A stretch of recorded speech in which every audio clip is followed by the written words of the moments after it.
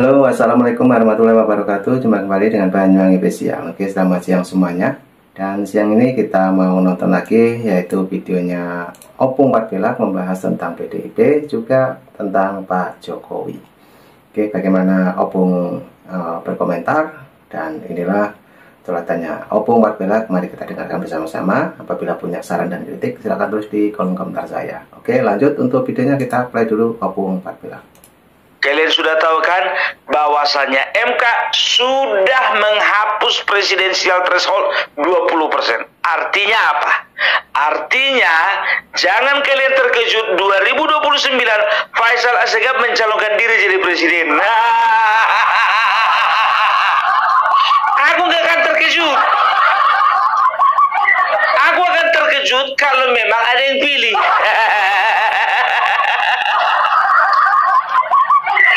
Wakilnya siapa? Said Didu. Ya kita lihat aja lah nanti. Tahu nggak kalian? Jujur aja gue bilang, mungkin beberapa pihak yang merasa senang dengan penghapusan presidensial threshold ini ya.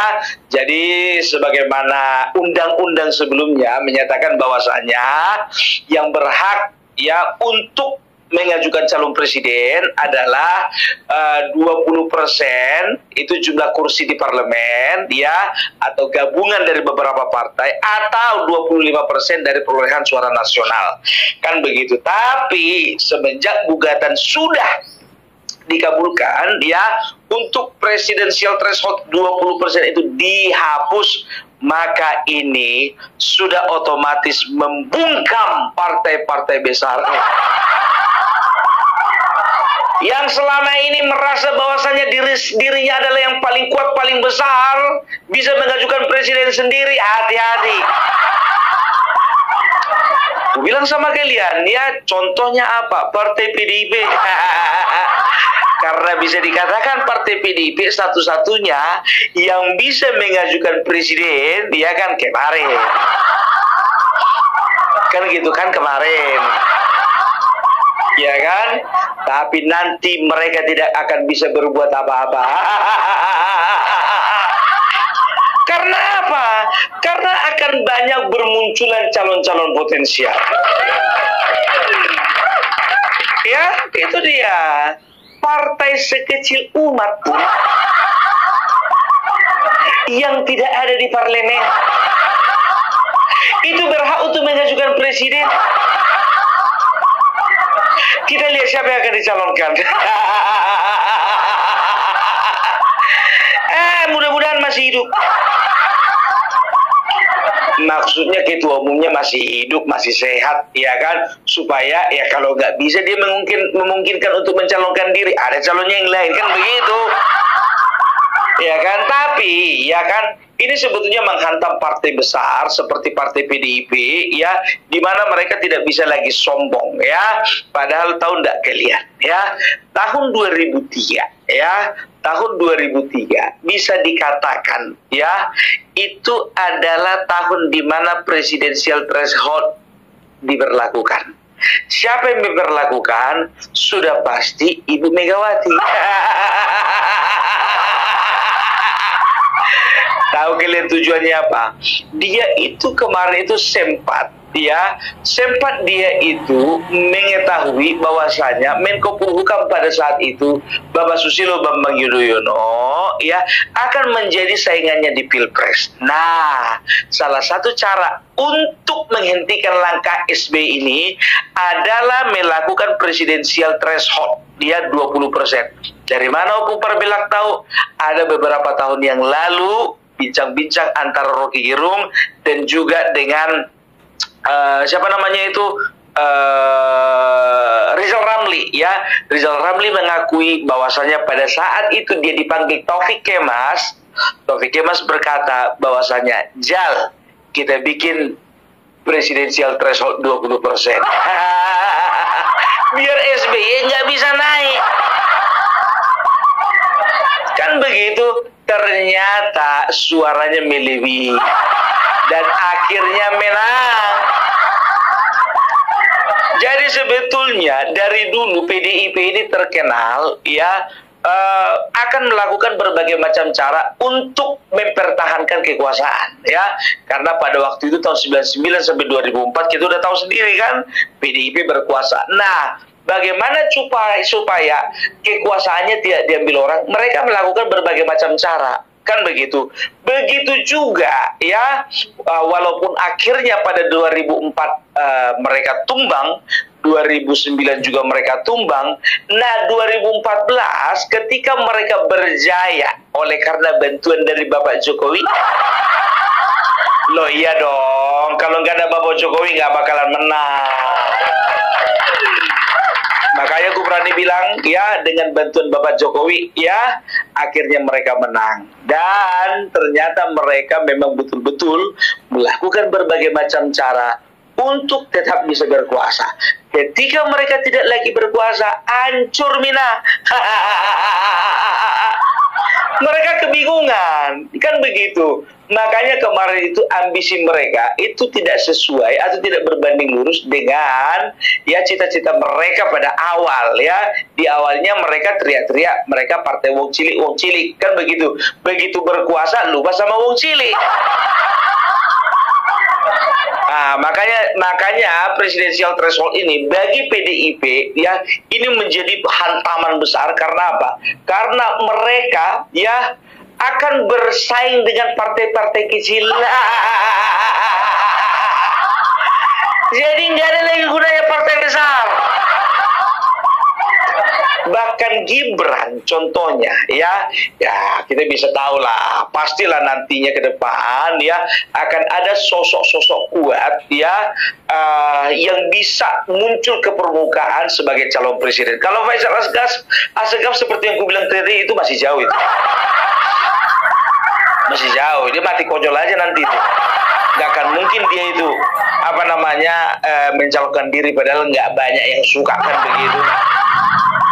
Tapi kalau contohnya misalnya Gibran, ya Gibran ini kan sampai sekarang memang kan beliau kan mendapatkan surat tugas dari Golkar, belum tentu juga dia bisa masuk Golkar kan gitu nanti ke depannya, ya, atau mencalonkan dari Golkar. Nah, sekarang begini, adiknya kan punya partai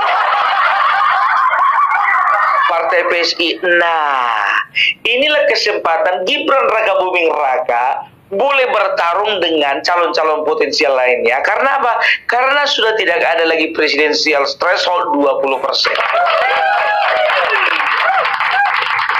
Nah, itu dia ya. Jadi kan sekarang kan begini.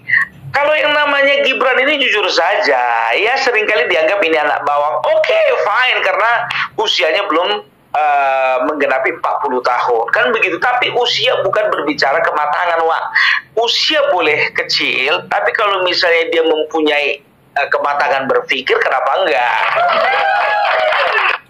Nah, ini sangat asik kita dengarkan untuk siang hari ini teman-teman ya, yaitu obrolannya Opung Parpela tentang PDIP dan tentang Pak Jokowi juga, apalagi tentang Presiden. Oke, lanjut untuk Opung, kita play. Kan begitu. Nah, bagaimana nasibnya dengan Anies Baswedan? Dan juga Ahok. Aku curiga aku ya orang ini dua ya sudah memproyeksikan ke 2029. Makanya mereka sudah janjian bakalan bikin ormas. Ormas itu lama-lama akan berubah menjadi partai. Ilmunya Surya Paloh dong. Ya, dan partai itulah yang mereka jadikan kendaraan untuk sama-sama maju, ya kan? Yang satu penista agama, yang satu penjual agama. Cocok. Atur kalian lah situ siapa yang jadi calon presiden dan siapa yang jadi calon wakilnya. Tapi nggak menutup kemungkinan loh, ya manusia-manusia seperti Anies Baswedan yang kemarin dicampakkan begitu saja oleh PKS dan di PHP oleh PDIP. Nanti kalau misalnya dia bikin partai, ya maka dia berhak maju. Masalah ada yang milih nggak ada yang milih itu urusan belakangan, ya kan? Itu makanya aku bilang ya, Jadi kalau Gerindra contohnya, ya PAN, Demokrat, Golkar, kurasa nggak akan terlalu terpengaruh lah ya. Karena apa? Karena mereka juga pasti memiliki kader-kader yang banyak ya, yang luar biasa lah. Seperti Gerindra ya, untuk saat ini mereka itu masih menjagokan Bapak Prabowo, dan yakin aku 2029 nanti ya, kan Bapak Prabowo itu pasti cukup besar. Bagaimanapun nanti kalau misalnya bertanding akhirnya Bapak Prabowo lawan Bapak Gibran Rakabuming Raka, aku yakin permainan akan fair. Karena sama-sama putra terbaik kan begitu ya. Tapi kalau aku sih lebih setuju Prabowo Gibran itu bikinlah 2 periode kan gitu kan. Ya cuman kan kita nggak tahu pergerakan politik. Ya itu dia. Ya kalau misalnya Gibran contohnya ya mencalonkan diri sebagai wakil presiden, calon presidennya Bapak Prabowo, nggak taunya Kaisang mencalonkan diri juga. Semana itu. Ya kalau aku yakin sih sama seperti Gelora ya. Aku sangat suka dengan yang namanya Fahri Hamzah. Betul, serius ya, dengan pemikiran-pemikirannya. Jadi walaupun Fahri Hamzah ini dulu sempat berseberangan dengan Bapak Jokowi, aku secara pribadi melihat ada sesuatu yang istimewa di dalam diri orang ini ya. Dia itu punya prinsip, ngotot dengan apa yang diyakininya. Itu dia tipikalnya. Nah nanti kita nggak bisa menutup kemungkinan ya bahwa dari Partai Gelora akan hadir seorang Fahri Hamzah ya untuk menjadi calon presiden. Jujur aku bilang sama kalian ya, kalau misalnya Fahri Hamzah maju menjadi calon presiden ya, aku agak sanksi juga bakalan memilih dia aku dibandingkan Faisal Assegaf. Kan begitu. Nah, Bung, bagaimana dengan Golkar, Bung? Kalau kulihat Golkar ini sampai sekarang kayaknya masih belum punya belum punya tokoh gitu. Ini PR besar. Fahri Hamzah ini dulu sempat berseberangan dengan Bapak Jokowi. Aku secara pribadi melihat ada sesuatu yang istimewa di dalam diri orang ini ya. Dia itu punya prinsip, ngotot dengan apa yang diyakininya. Itu dia tipikalnya. Nah, nanti kita nggak bisa menutup kemungkinan ya bahwa dari Partai Gelora akan hadir seorang Fahri Hamzah ya untuk menjadi calon presiden. Jujur aku bilang sama kalian ya, kalau misalnya Fahri Hamzah maju menjadi calon presiden ya, aku agak sanksi juga bakalan memilih dia aku dibandingkan Faisal Assegaf. Kan begitu. Nah, Bung, bagaimana dengan Golkar, Bung? Kalau kulihat Golkar ini sampai sekarang kayaknya masih belum punya belum punya tokoh gitu loh. Ini PR besar juga ini untuk Golkar ya.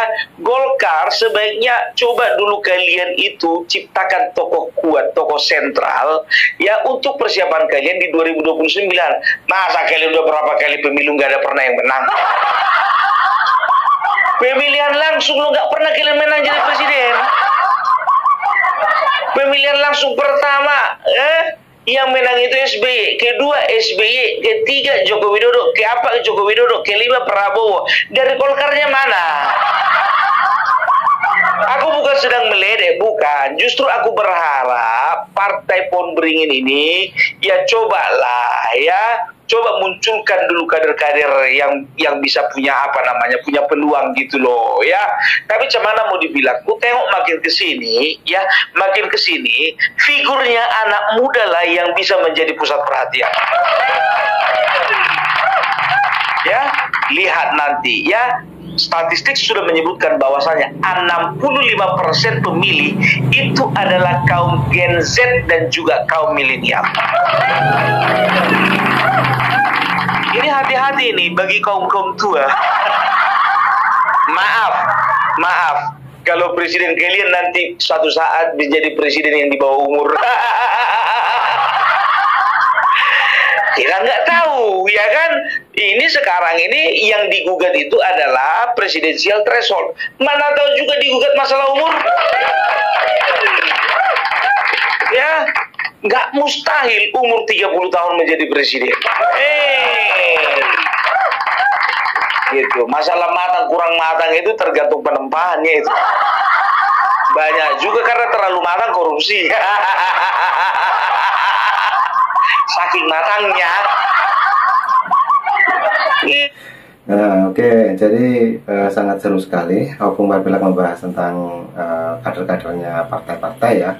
Jadi patut kita simak untuk kedepannya untuk menyongsong tahun 2029. Oke, lanjut lagi Opung Parpilak kita play. Itu dia ya, jadi kalau ku tengok nanti Fahri Hamzah punya peluang lah ya, karena ya itulah dia. Cuman masalahnya kan dia kan sekarang kan punya partai yang ya gak terlalu besar lah, partai kecil lah, tapi ya pokoknya sama-sama berpeluang lah, sama peluangnya dengan Bapak Gibran, sama peluangnya dengan Bapak Prabowo. Nah dari PAN begitu juga ya, PAN ini juga harus menghadirkan satu sosok gitu ya. Pokoknya ini akan menjadi PR besar bagi partai-partai politik ya. Bagi Demokrat sudah jelas pasti AHY dong, nggak mungkin Roy Suryo. Nggak mungkin dong ya, AHY ya. Kalau dari PKB tak lain tak bukan Caimin. Pokoknya untuk sekali ini cita-citanya Caimin itu bakalan tercapai sebagai apa? Calon presiden. Bisa jadi kan? Itu dia dari partai PSI ya. Kalau misalnya Kaisang contohnya, dia itu nggak akan pernah mencalonkan diri kalau masih di situ abangnya. Perindo, aduh gimana ini Perindo ini ya kan, cobalah ya cari dulu tokoh sentral ya, setelah itu Hanura ya, partai-partai kecil seperti Hanura, PSI, Perindo, P3, Bulan Bintang ya. Kalau Bulan Bintang udah punya tokoh, dia punya Yusril Iza Mahendra. Kalau aku bilang ini agak menjual juga kawan ini. Nah, kita akan lihat ya ke depannya bagaimana dengan orang-orang yang merasa pintar seperti Rocky Gerung. Kita lihat apakah dia juga minat untuk mencalonkan diri. Kurasa enggak, karena tahu enggak akan ada orang yang milih. Yang milih paling followernya aja. Refli Harun, Said Didu dan lain sebagainya. Itu enggak orang-orang yang apa itu? Bukan orang-orang yang berambisi jadi presiden itu. Memang mereka berambisi masuk dapat jabatan. Tapi kalau presiden kurasa juga jauh itu. Jauh langit dari bumi. Itu ya, jadi gimana partai PDIP ya setelah dibombardir dengan keputusan MK yang menyatakan bahwasanya presidensial threshold tidak 20% lagi, gimana? Kalau dari kalian siapa? Kalau dari partai-partai besar ya seperti kalau dari seperti partai besar dari PDIP, kurasa mereka punya banyak calon lah ya. Cuman tua serius. Sementara mereka harus pintar, mereka harus bijak ya. Mereka harus mulai memikirkan calon-calon yang agak lebih muda gitu loh. Ya karena apa? Ya karena ini waktunya, ini timingnya bagi orang-orang muda yang berkualitas kan begitu. Ingat ku bilang sama kalian ya, jangan kalian izinkan yang namanya Anies Baswedan itu mencalonkan diri jadi presiden. Ribut lagi nanti. Bung, berarti kalau misalnya kayak gitu, Bung, itu namanya siapa? Habib Rizik bisa juga mencalonkan diri, bisa. Ada partainya enggak, Bung ya? Dia gampang ya itu nebeng aja dia sama partai yang lain. Karena kan begini, aku bilang sama kalian ya, walaupun ya nanti bakalan banyak calon presiden yang mendaftar ya, partai politik pasti punya hitung-hitungan ya, nggak terlalu bodoh lah. Kalau partai politik contohnya ya, misalnya nih yang bertarung itu misalnya Bapak Prabowo berpasangan dengan Bapak Gibran ya kan begitu. Nah ini didukung oleh katakanlah dulu Gerindra ya kan, terus di sebelah sana ya dipasangkanlah misalnya Anies Baswedan dan juga katakanlah calon dari yang lainnya. Di sebelah sini ada Ahok, calon lainnya. Di sebelah sini Fahri Hamzah, calon yang lainnya. Kan begitu. Otomatis bisa dikatakan dia ini adalah tetap jatahnya tokoh-tokoh nasional. Karena apa? Karena partai politik mereka akan mengusung ya calon-calon yang potensial menang. Kan begitu. Nggak kan mungkin Golkar memberikan suaranya ke Faisal Asgaf, nggak akan mungkin. Nah, nggak mungkin itu. Gitu loh. Jadi walaupun nanti bakalan bebas menentukan calon, menentukan pilihan, tapi tetap ada hitung-hitungannya.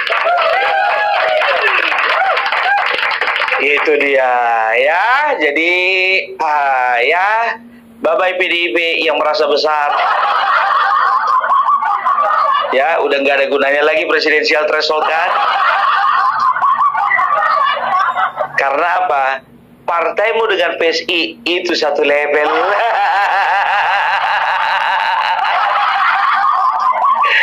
Sederajat kalian. Ya, itu dia. Tapi gini sih kalau aku bilang juga ya, ini sih ya agak kurang maksimal lah, kurang maksimal aku bilang. Karena apa? Karena ini bakalan menambah cost gitu loh ya, akan menambah cost ya dalam kampanye apa segala macam ya.